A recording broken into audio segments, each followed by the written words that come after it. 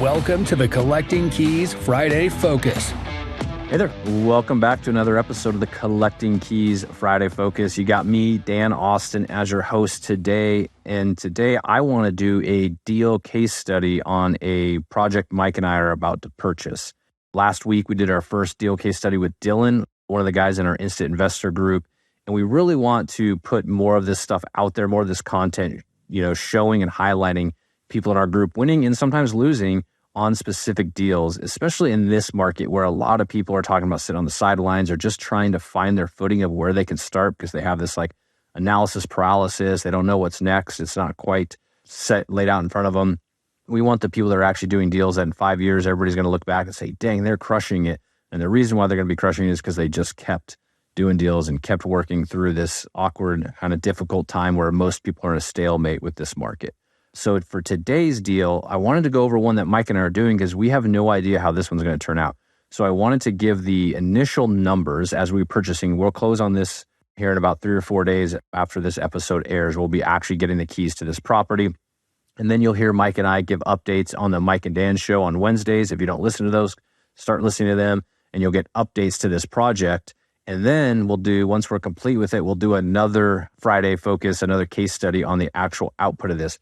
And I think this will be fun because you don't really ever see people out there that are putting stuff out into the ether on podcasts or Instagram or wherever they're posting their stuff.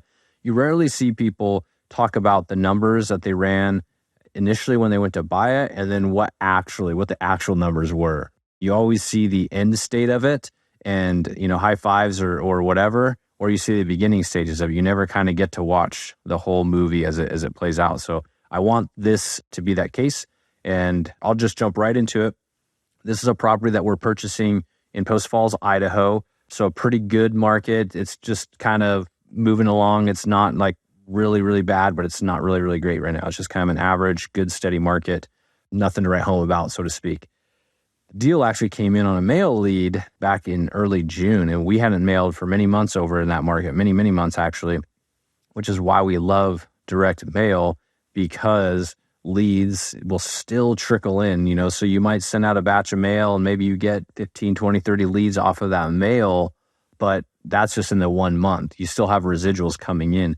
And sellers like this, who happen to be an older seller, a tired landlord, they tend to hold on to those cards. And when they're actually ready to sell, they will call you and they'll sell because they've got your card, they got your number. And so again, that's why we love mail. It's just this residual marketing that kind of keeps going as you stay in the business long enough. Anyhow, so purchase price, $425,000. The actual value that we believe it is about $525,000. The seller came in and said his realtor friend told him it was worth $475,000, which I think was actually a really reasonable statement by his realtor friend.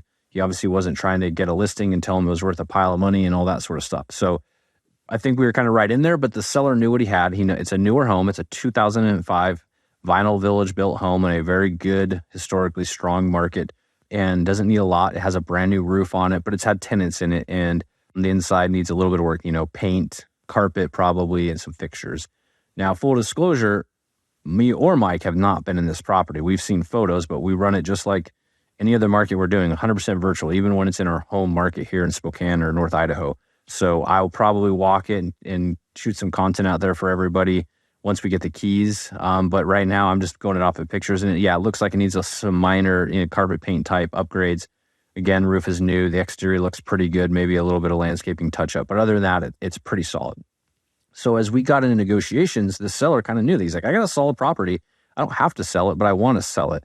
And we told him, frankly, we can't offer you the full retail price, even though it's worth it. But the seller's logic was, I don't want to sell it on the market because the tenants, and they are going to move out, but I have tenants in there and I'm going to have to replace the carpet. So I'm willing to take less of a price, which great logic, I guess. A lot of us would probably still replace the carpet and list it because it, could be worth tens of thousands of dollars, but he wanted the convenience. And that's honestly why our business exists, because people truly do want the convenience and we can offer that. The tough thing was we couldn't offer that convenience at the price that he wanted. So we pivoted to seller financing. And let me take a note on this. I've talked about creative financing quite a bit lately, kind of on this mission to make it known that creative finance is a tool. It's an uncommonly used tool because it's freaking hard to get sellers on board and to, quite frankly, it's hard to get your head wrapped around some of these deals where you're going to do subject to wraparound mortgages.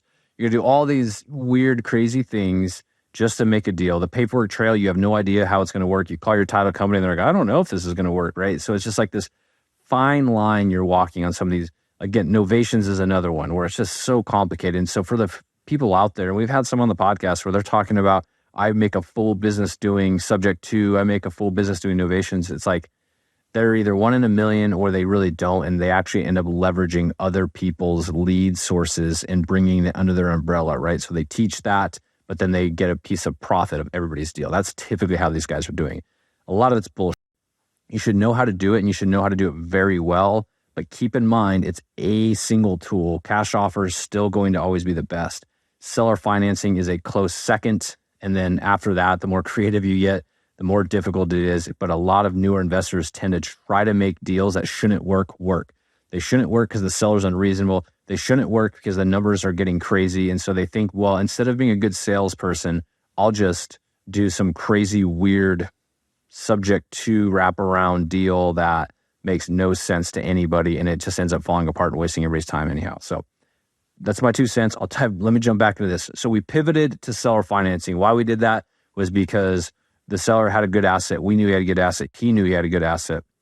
And so he also owned it outright. He was ready to retire. So of course, income is great for him and he knows what he's got and it's a great asset. So he's a person I wouldn't mind partnering with because he knows what he's doing. It's an asset I wouldn't mind owning. And it's a seller that's quite reasonable. So what we came back with, we asked him what he would want in that scenario of him being the bank. And he says, I want 5% interest. That is awesome. He gave us the number. Now we can work around that number. So when you're looking at seller financing deals like this, you're looking at purchase price, down payment, interest rate of the mortgage, and then the actual amortization, like how long out will you spread these payments? You have then the fifth thing, which is kind of more like, I would call like 4B, which is the actual length of the loan, which has nothing to do with how much the monthly payment. So typically you hear the balloon payment. 5 years is the least or the shortest balloon. Anything above 5 years, I love it. So 10 years, even better. So it gives you 10 years to figure out something to do with this property before you have to pay this guy off. But anyways, what we did was we said 5%. Okay, so we already talked about the price. We kind of negotiated around that. We got it down to about $425, and then he wanted 5% down. He actually originally wanted 10% down, and then we just told him we couldn't do that. We kind of walked away, and he just begged us to take the property. He's like, how about 5%? I just want 5% down. So we're like, okay, for $22,500 or whatever 5% ends up being, we're like, we'll do it. So essentially the mortgage ends up becoming $400,000 at 5% interest. And then we said, what about an $1,800 a month payment, knowing that that's more than he's collecting in rent because it was under rented. And I looked at Zillow. I saw that the minimum I should expect for rents in that market was $2,400 for that house.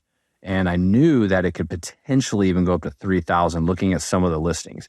So my worst case scenario was essentially break even because I said taxes are going to be $250 a month. Insurance is $60. HOA fee does have a small HOA fee of $15 a month. So with the $1,800 payment, I was all in at $2,125. So I felt pretty comfortable there that worst case scenario, I'd break even. Of course, if in the first year a furnace breaks and I'm out $8,000, yeah, that's the risk of this kind of deal. Knowing though that I could also be cash flowing several $100s a month just off of this single door. And so that's where the $1,800 came from. And anyhow, he liked it. I knew he would. So 5% interest, $1,800 on a $400,000 loan. And then we just carried out the amortization to like, it ended up being, I don't know, like 80, 70 something years, right? So if you put in your calculator, your mortgage calculator, we just ran it out until we hit $1,800 a month. So really, if it was a full term loan, it would be like, I don't know, 70 years, but we're still having to pay them off in 10. So that's how that works. And again, if you have any questions about this stuff or you're confused, hit me up on Instagram, InvestorManDan. I'm totally happy to clarify anything that I'm missing here or that it's not clicking. Some of the stuff with the numbers can be kind of difficult to catch when you're just listening to it. So anyhow, that's how we negotiated. We got there. So again, we are coming with 5% down, which is about $22,000. House is Vinyl Village, pretty good condition. It's going to need some interior upgrades. We're estimating carpet paint, probably some new fixtures, a couple things on the inside, plus some carry cost. We're estimating with our down payment, to be about $50K out of pocket into this. So about $20K in upgrades, some closing costs, which are probably only a couple grand. And so, yeah, that's kind of where we're at, $50K out of pocket. So as a flip, like if we were just straight flipping this, we probably wouldn't do this deal because we're going to come out $50K. We're going to spend 3, 4, 5 months, whatever it takes to do this. Honestly, for, not like a major, huge profit, we think it's worth 525. We'd probably list it at like, I don't know, 509 or somewhere really aggressively to try to get the pricing. So you start looking into the margins and you're like, with the risk of something else happening, we probably wouldn't have done this as a flip straight away. But looking at it as well, this is a great opportunity for us to employ a lease to own strategy or a land contract strategy, as you've heard. So we're taking title of this property. We'll maintain our title. If you look at this and we were to list it at $525,000, we'd want a 10% down payment, and we would at a 30-year mortgage at the current rates, even on the low end, the 7% rates, the monthly principal and interest would be $3,143. Again, we're paying $1,800. So then when you add the tax and insurance to that, anybody that's buying this at market value with 10% down is paying $3,450. So our goal is to list this thing at $525 with special financing, is what we'll say in the listing, requesting 10% down. And then we'll do the lease to own option, and we'll explain that terminology. And essentially, the 10% down is going to be nice because that would get our $50K out of it. So we're $0 into this deal. Then, because it's the lease to own, they are responsible for all the maintenance. We don't need property management. You have to underwrite these people just like tenants, right? You are carrying their loan. So that's what we'll do. We'll be reviewing and getting credit scores and all that sort of stuff, checking employment records for people. But anyhow, the reason why we're thinking this is if we know that we can rent it for no less than $2,400 up to $3,000, we know that just the rental rates alone are going to be that. And if we know that if they're going to buy this for $3,450, or if they were to buy this on the market for $30,000, they would be paying $3,450. So what we can do is we can really feel strong about our sale price at that $525K because people are going to get special financing. And what we'll do is we'll shoot for our rent to be in that no less than $2,600, probably into the $2,800 range, which means that's the money that just goes to us.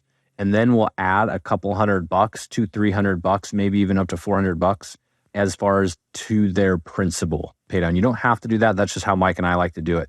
So we want to stay under the actual amount that they'd be paying every month by a couple $100 if we can, just because I think that's a lucrative, or looks really good to people trying to buy it. So like, well, otherwise I'd be paying $3,450, but with this, I'm only paying $3,200, something like that. But the idea is that our rent, we're going to be collecting 100% of that just straight to us. And then they'll be buying down their loan, so we'll be getting some of our equity on top of that down payment. We'll be getting some of that equity every month. So then it really becomes more of a cash flow game for us, where we're cash flowing, anywhere between like $700 and $900 a month. Now, we would set aside a couple $100 a month just in case these people fail and they trash the house and we actually have to go in and renovate it. But really, from that standpoint, we could be cash flowing, $500 to $700 a month with $0 into this. So our cash on cash is amazing. No management, no headache, none of that stuff. We just have to check in once, every couple years or every couple times a year, just make sure everything's going good, making sure the house isn't getting trashed. So that's really our hope, is an infinite cash on cash return, cash flowing somewhere in that $500 to $700 a month after set asides. So, and a sales price of $525K. So you heard it here. That's what I'm quoting. Those are the numbers I'm playing with and that we're dabbling in. Some of them are conservative, some of them are not conservative. So I think there's a balance out of this that we should be good to go. I'm hoping, so we'll close here in a few days, hoping that we'll have this thing all wrapped up and ready to rock and roll and be able to actually do a post-mortem on this probably sometime like around October. So be hearing from us hopefully by then that we have a plan. And then in between, we'll be talking about the details and numbers on the Mike and Dan Wednesday shows. So that's all. I'm gonna stop there with this deal case study. Again, hit me up on Instagram, InvestorMan Dan. I love chatting with people. I love talking about anything for the marketing that we're doing and how we're doing it, all the way down to how we would manage a project like this and what we're doing with contractors, all that sort of stuff. Happy to share my experience. That's why we do this. Really do enjoy working with our listeners and helping you all out. So other than that, we'll catch you guys on one of our next episodes. See ya. Thanks for listening to this Collecting Keys Friday Focus. Be sure to subscribe wherever you listen to your podcasts.